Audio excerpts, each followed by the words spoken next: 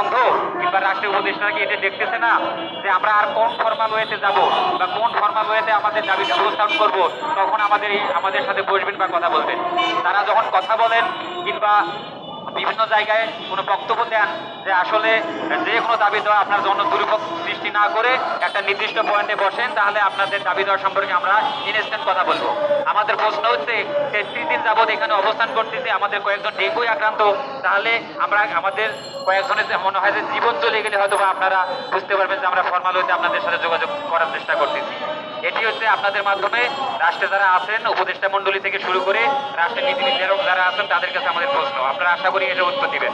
পাশাপাশি আমরা বলতে চাই, যদি এই সপ্তাহের আর 3 দিন বাকি আছে, যদি আপনারা এই বাকি যে 3 দিন আছেন, এই 3 দিনের মধ্যে যদি আমাদের সঙ্গে বসে কিংবা আপনারা জনপ্রশাসনে বসে আমাদের এই বিষয়টা সমাধান করার চেষ্টা না করেন বা এই বিষয়টা নিয়ে যদি আলোচনা না করেন, তাহলে হয়তোবা আমরা সামনের দিকে এই ফর্মাল ওয়েতে থাকবো না। আমরা ফর্মাল ওয়ে বাদ দিয়ে যেভাবে আপনাদের দৃষ্টি আকর্ষণ করা যায় সেই পথ আমরা অবলম্বন করতে বাধ্য হব।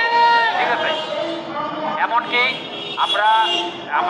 যেহেতু আমরা একজন উপদেষ্টার সঙ্গে কথা বলেছি, বন পরিবেশ এবং জলবায়ু পরিবর্তন মন্ত্রণালয়ের যে মাননীয় উপদেষ্টা স্যার রয়েছেন, আমরা যেহেতু তার সঙ্গে কথা বলেছেন, তিনি আশ্বাস দিয়েছেন যে আগামী সপ্তাহে আমাদের এই বিষয়টা নিয়ে তিনি আলোচনা করবেন, কথা বলবেন। আমরা তার এই কথাটাকে যথার্থ সম্মান প্রদর্শন করে তার উপর আস্থা রেখে আমরা আগামী বুধবার পর্যন্ত এখানে শান্তিপূর্ণভাবে আমরা এখানে অবস্থান কর্মসূচি চালিয়ে যাব। যদি বুধবারের মধ্যে তারা যদি তাদের পক্ষ থেকে কোনো ধরনের রেসপন্স না করে, তাহলে আগামী বুধবার আমরা সারা বাংলাদেশে যারা চাকরি প্রত্যাশী রয়েছে তাদেরকে নিয়ে একটা বৃহৎ একটা সমাবেশের ডাক দিব। ঠিক আছে? শুধু ডাক দিব না, আমরা অলরেডি ডাক দিয়েছি।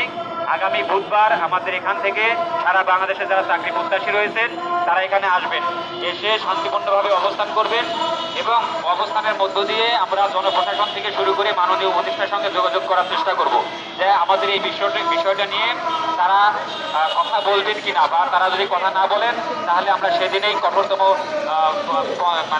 রাস্তায় আমরা দেখা গেছে যে অবস্থান কর্মসূচি চালিয়ে যাব। ধন্যবাদ। এই পর্যায়ে আমাদের